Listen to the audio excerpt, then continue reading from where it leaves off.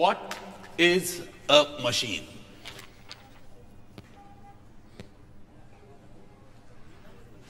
आप मुस्कुरा क्यों रहे हैं? हर वो चीज जो इंसान का काम आसान करे या वक्त बचाए वो मशीन है सर। प्रणाम दोस्तों, नमस्कार।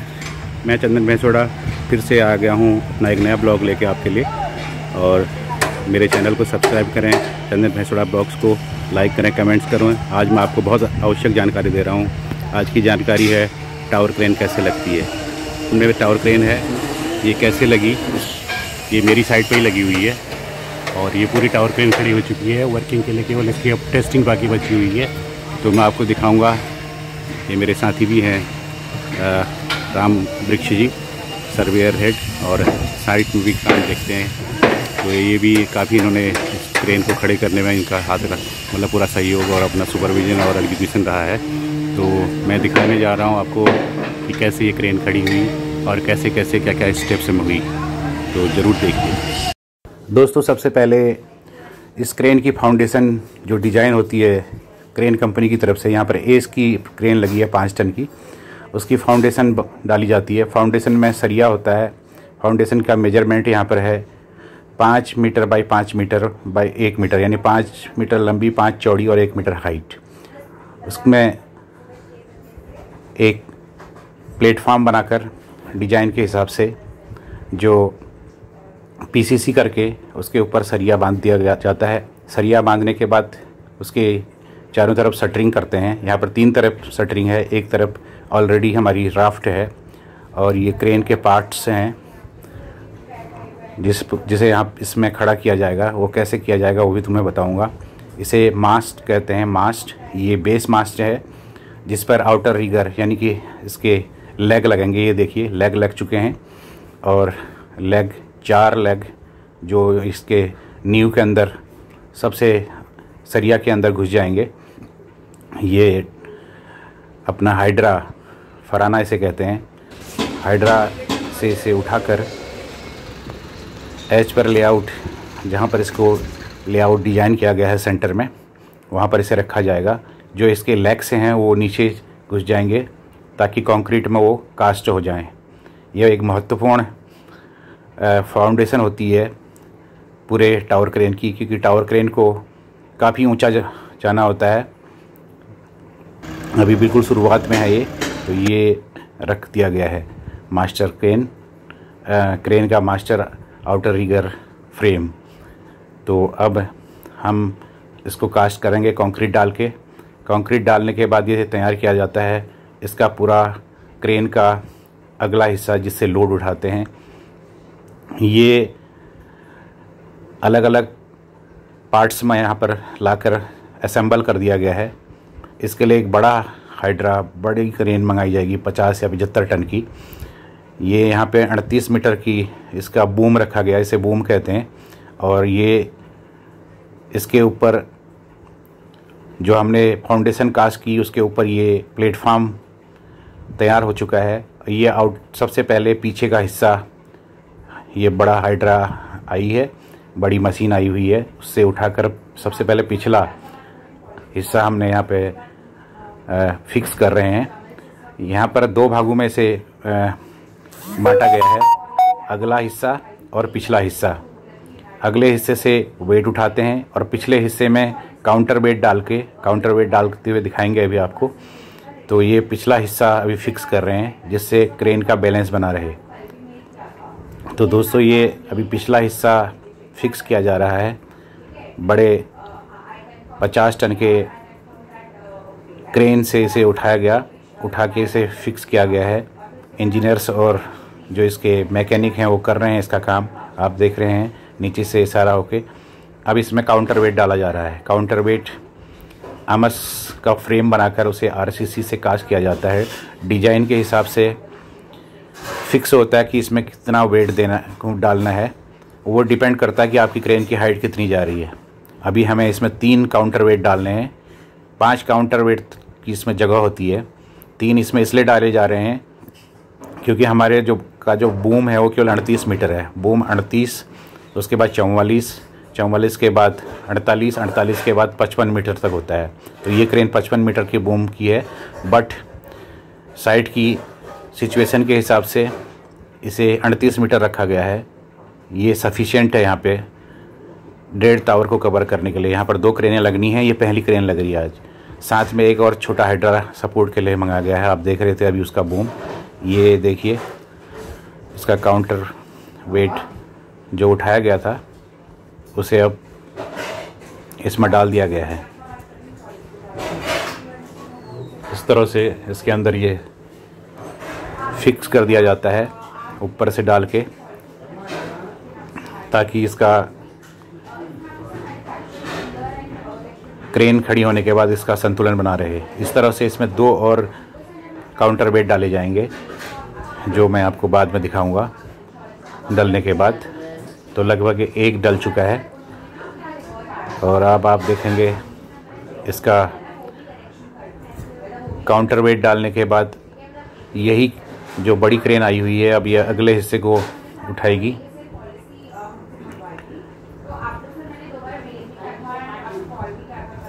यहाँ पे आप देखेंगे कि कैसे अगले हिस्से को उठाती है, क्योंकि वो काफ़ी लंबा होता है 38 मीटर। ये उठाना शुरू कर दिया है उसने, उसका पिछला हिस्सा उठाया उसने पूरी बूम का।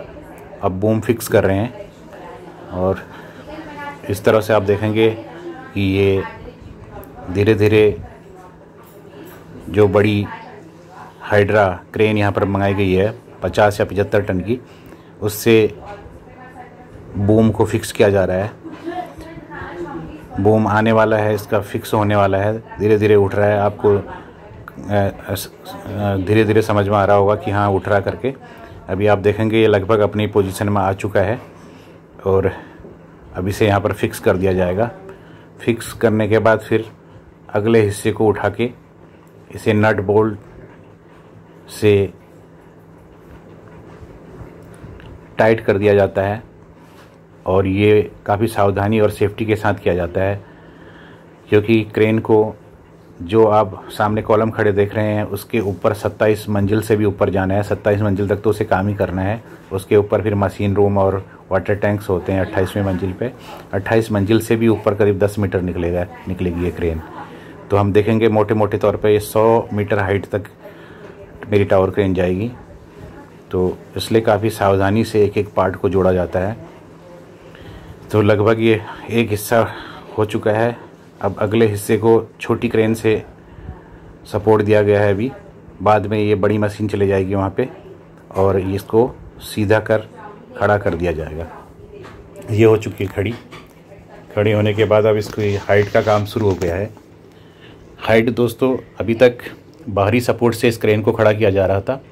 अब ये अगला और पिछला हिस्सा बूम और पिछला काउंटर वेट का हिस्सा उठने के बाद क्रेन हाइड्रोलिक सिस्टम से अपने आप अपनी हाइट को उठा लेती है।